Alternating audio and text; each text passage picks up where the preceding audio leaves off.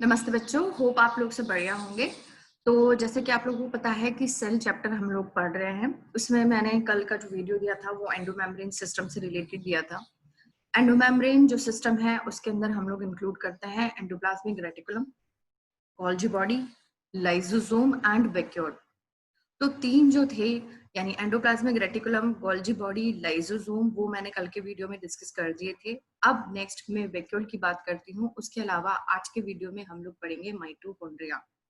ठीक है, तो वैक्यूल क्या होती है? जनरली आप लोगों को पता है कि प्लांट सेल में ये प्रेजेंट होती है, एनिमल सेल में जनरली एब्सेंट होती है, और अगर होगी भी तो उसका साइज क्या होगा? बहुत छोटा होगा। जनरली यूनिसेलुलर जो ऑर्गेनिजम्स होते हैं जैसे कि अमीबा, उनमें वैक्यूल प्रेजेंट होती है।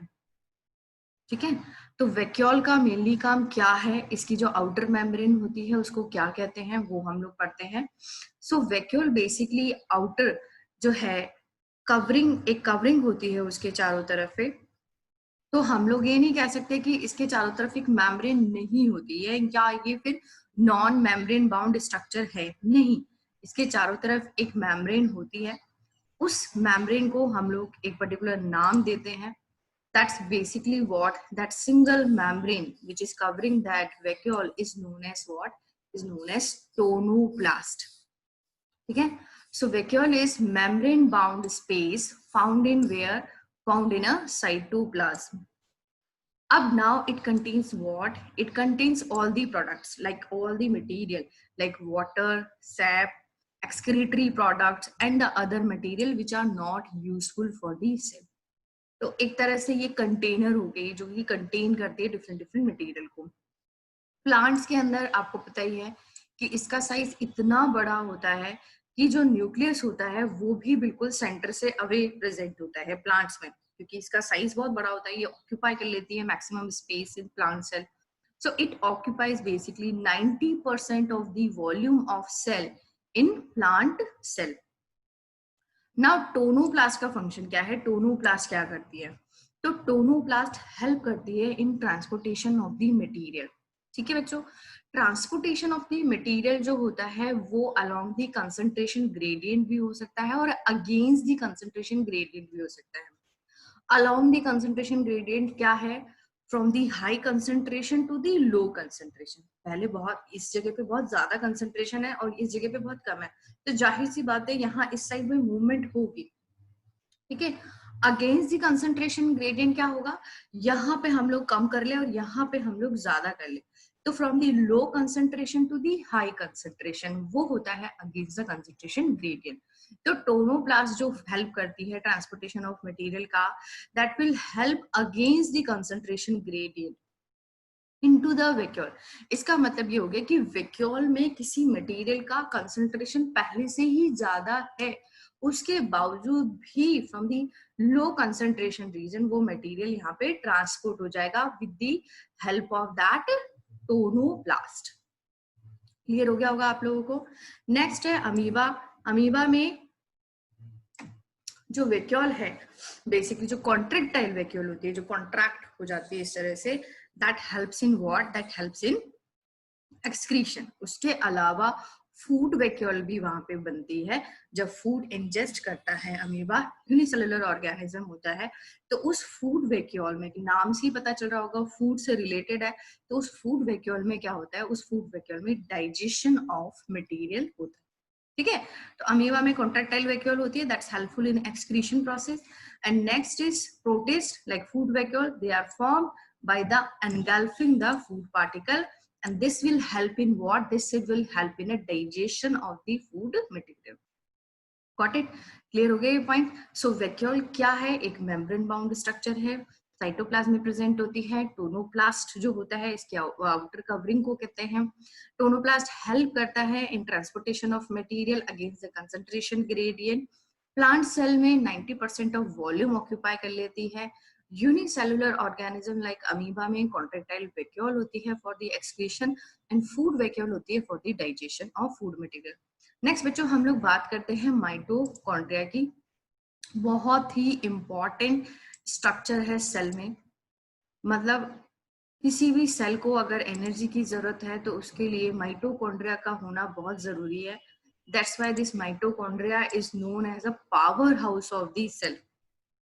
Okay, माइटोकॉन्ड्रिया को सिंगुलरली हम लोग कहते हैं mitochondrion. Depending on the energy requirement of the cell, that number can be varied. मतलब number can be varied मतलब एक से ज्यादा भी माइटोकॉन्ड्रिया हो सकते हैं. So number of mitochondria per cell is variable depending on the physiological activity. जो सेल ज्यादा काम कर रही होगी, जिसको ज्यादा एनर्जी की रिक्वायरमेंट होगी, उसमें माइटोकॉन्ड्रिया ज्यादा होते हैं. जिसमें कम रिक्वायरमेंट है उसमें माइटोकॉन्ड्रिया कम होते हैं.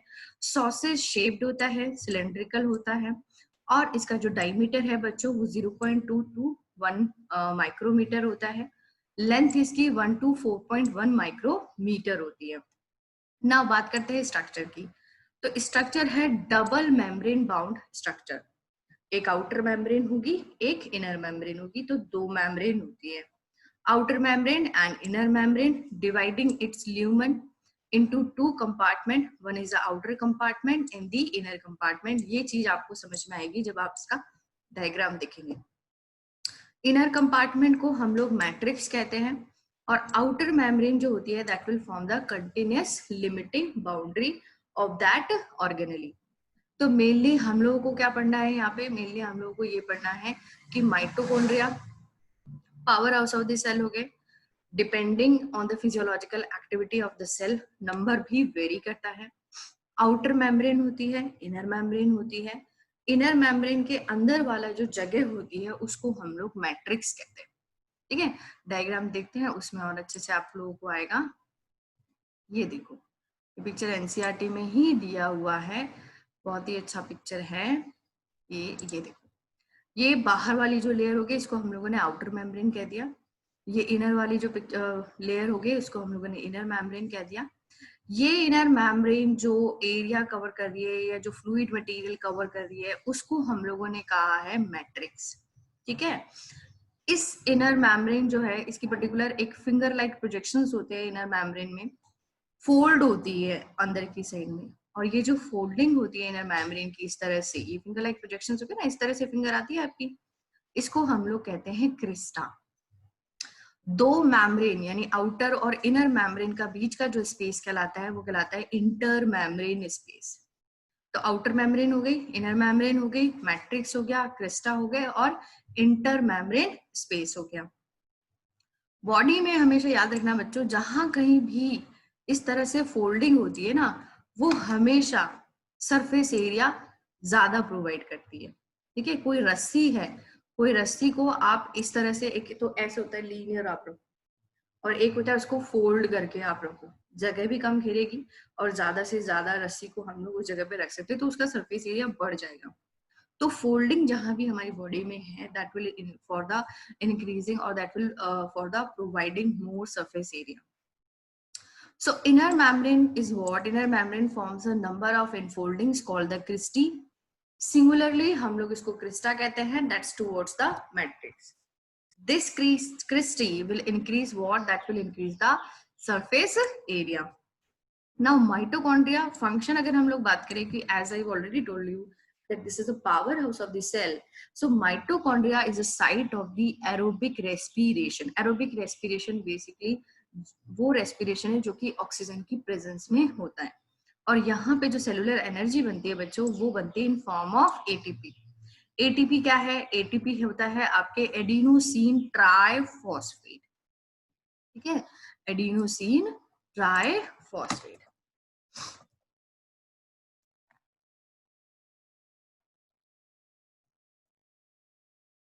है adenosine triphosphate. This is what? This is basically ATP. Now matrix जो है उसके अंदर एक और चीज प्रेजेंट होती है दैट इज वेरी इंपॉर्टेंट. इसी वजह से हम लोग जो माइटोकॉन्ड्रिया है बच्चों उसको कहते हैं सेमी ऑटोनोमस ऑर्गेनेली, यानी आधा कंट्रोल इसका खुद के पास पे भी है, खुद भी कुछ चीजें कर सकता है. What is that? So matrix also possess single circular DNA और RNA molecule and also ribosome. Ribosome आपको पता होना चाहिए 70S होता है इसके अंदर. And the component required for the synthesis of protein. So DNA present है, राइबोसोम प्रेजेंट है इसके अंदर, कुछ आरएनए भी प्रेजेंट है. इसकी वजह से ये खुद का प्रोटीन बना सकता है. That's why it is known as a semi autonomous organelle. Division जो होता है इसका, एक से दो कैसे बनते हैं, वो बनते हैं बाय द फिशन प्रोसेस। तो फिशन आप लोगों को पता होगा, फिशन का मतलब होता है division. So this is all about the mitochondria. Mitochondria क्या हुआ, power house of the cell हुआ, क्योंकि एनर्जी प्रोडक्शन हो रहा है, energy production in a form of ATP हो रहा है। एटीपी क्या हुआ, एडिनोसिन ट्राइफॉस्फेट हुआ। स्ट्रक्चर की बात करते हैं तो आउटर मेम्ब्रेन हो गई, इनर मेम्ब्रेन हो गई, मैट्रिक्स हो गया। इनर मेम्ब्रेन जो फिंगर लाइक प्रोजेक्शंस होते हैं उनको क्रिस्टा कहते हैं, that will provide the more surface area।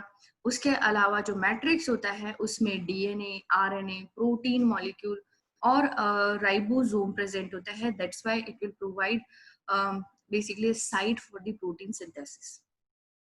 ठीक है, that's why it is also called as a semi autonomous organelle, double membrane bound structure. ठीक है, so this is all about today's lecture. Next lecture की हम लोग बात करेंगे next week में। बाकी हम लोग पढ़ेंगे गूगल मीट पे। ठीक है बच्चों।